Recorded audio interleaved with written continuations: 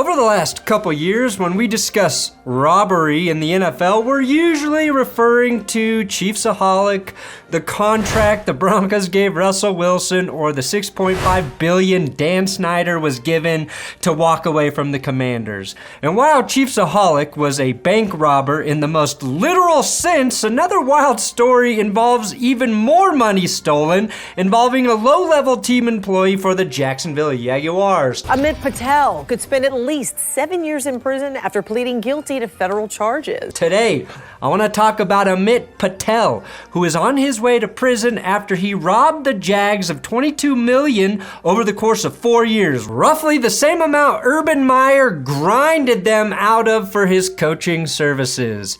It's the greatest heist story in NFL history here on...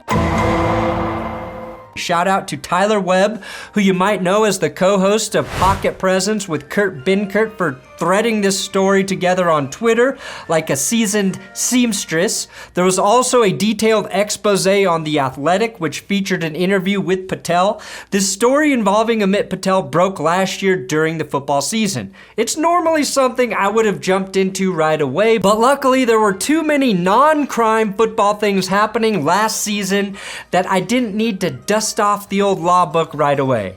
Now I can reveal the hilarious manner in which over the span of 4 years Patel used Jaguars' virtual credit cards to embezzle more than $22 million from the team. My first thought was, why on earth would someone steal $22 million from the second poorest team in the NFL, where something like that would certainly get noticed? Corporate accounting is sure as hell gonna notice $305,326.13. My second thought was, if one team might not notice, it would be the Jaguars. And that part is partially true. So step one for Patel, steal money.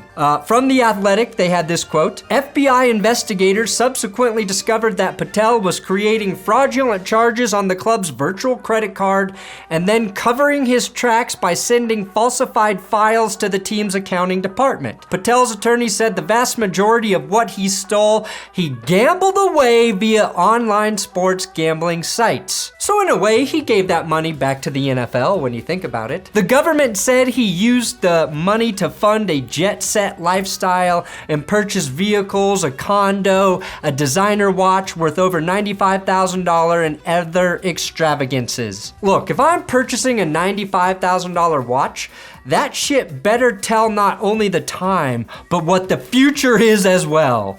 Essentially, Patel was clever enough to discover this loophole, and then he bought a bunch of dumb shit, as I'm assuming he was using it to try and help himself get laid. That's why we buy all this stuff, right, men? To try and get laid. Basically, it was the plot of Office Space, which I can't help but respect a little bit. I can't believe what a bunch of nerds we are. We're looking up money laundering in a dictionary. Put a decimal point in the wrong place or something. Shit, I always do that. I always mess up some mundane detail. A $95,000 watch, private jet travel, and of course the greatest pussy magnet on earth, a Nissan pickup truck. Don't believe me?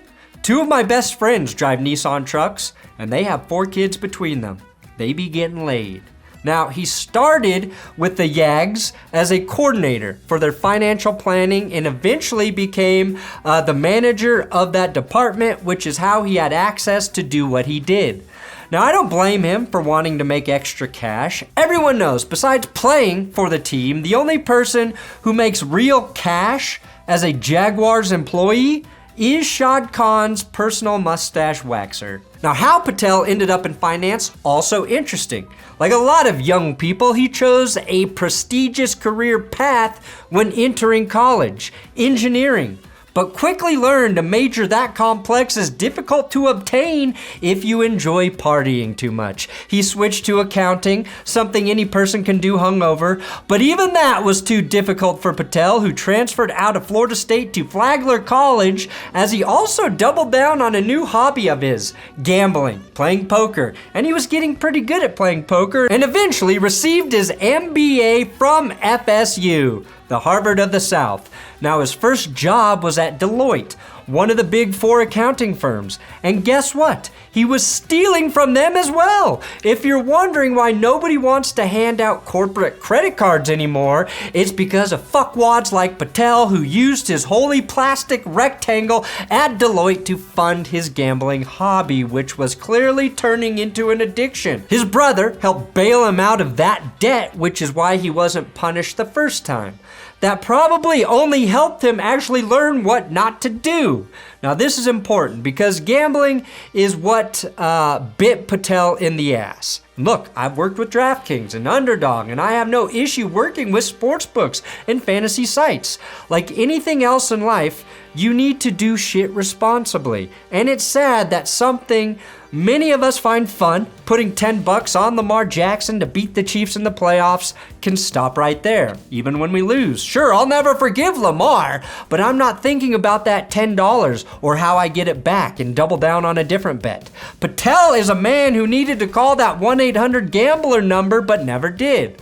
Now, like all tragic gambling and heist stories, Patel accumulated a massive debt and just needed one big score so he could get on the straight and narrow.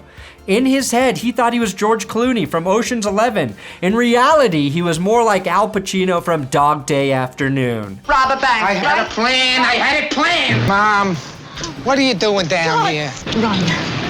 He was quoted in The Athletic saying, the devil inside me is like, let me just deposit $25,000 from the card. I'll turn that into $50,000. I'll put the $25,000 back. And as you might have guessed, Patel liked his chances of getting away with it because of the lack of oversight he witnessed within the Jaguars finance department. So he was chasing the dragon, and he knew there was incompetence at the highest levels there. It doesn't matter, though, how many billions of dollars you have. Everyone is looking to cut corners, even in the name of financial safety. On the field, of course, you keep your corners and cut your safeties in the name of limiting financial liability. Patel was getting deeper and deeper into debt. He was receiving 10% boosts to his FanDuel account for every $600,000 he'd spend on the site. That's like 15 Nissan trucks. Now, there's a pretty clear rule that players and or NFL team employees cannot place bets on NFL games. And while Patel has stated that he's not quite sure what eventually tipped off NFL security, it was probably the fact that he was betting millions of dollars through sportsbooks partnered with the league on league games that sent up a red flag. Now, I can forgive this man for finding a loophole in a poorly run organization. What I cannot forgive is the fact that as he chased the dragon, he decided to bet on the Jaguars to save his ass. And as he watched Calvin Ridley go down and all those Detroit Lions, he believed he wouldn't get caught? Wait, maybe he's the reason. He's the guy who brought Ridley to the Jags.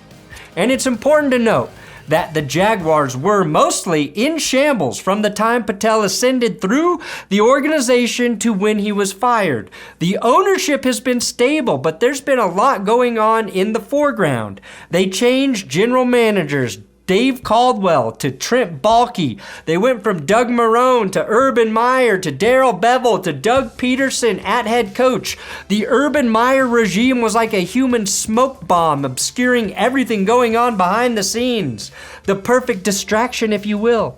There was plenty to worry about in Jacksonville that wasn't a finance guy swindling millions from your organization. This was from The Athletic as well. Quote, twice he bet on the Jags, once while he was in Kansas City for a game against the Chiefs, an $18,000 six-way parlay involving 5 UFC fights and the Jags covering the spread. The 5 fights went his way, he said, but the Jags didn't cover. Oh, Jesus. Later, he said he bet a few $100,000 on a Jaguars-Titans game, another loss.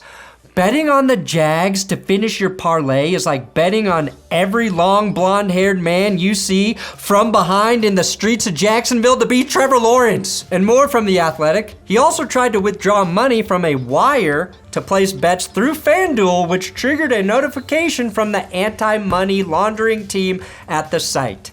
He said his account was suspended after unsuccessfully answering questions about the source of his funds. That's what got you caught, buddy. Now, the biggest problem here was Patel had no plan. He had no end game. Imagine if he were smart about this and simply invested a chunk of that money, put it in an offshore account. He could have eventually quit his job and then lived like a king forever, under the radar.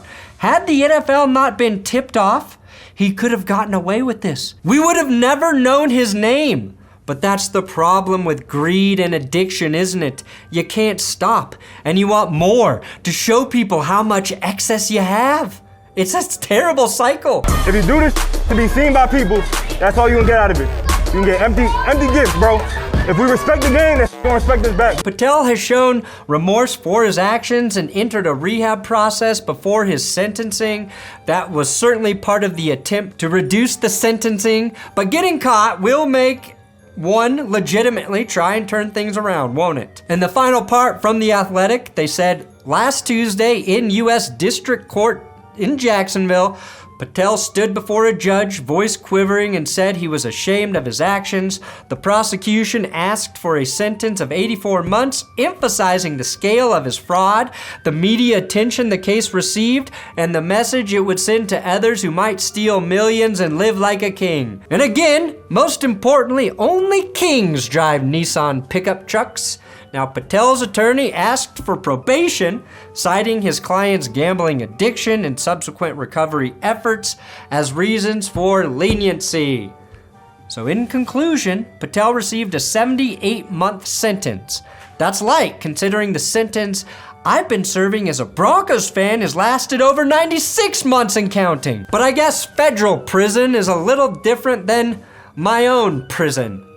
I've chosen my creed. The cherry on top of this story is that once he serves his time, he'll be on a payment plan, spending $250 per month and sending that to the Jaguars, which means his debt will be completely paid off in just 7,333 years. So he's on the same plan as I am to pay off my student loans. And I didn't even commit a crime.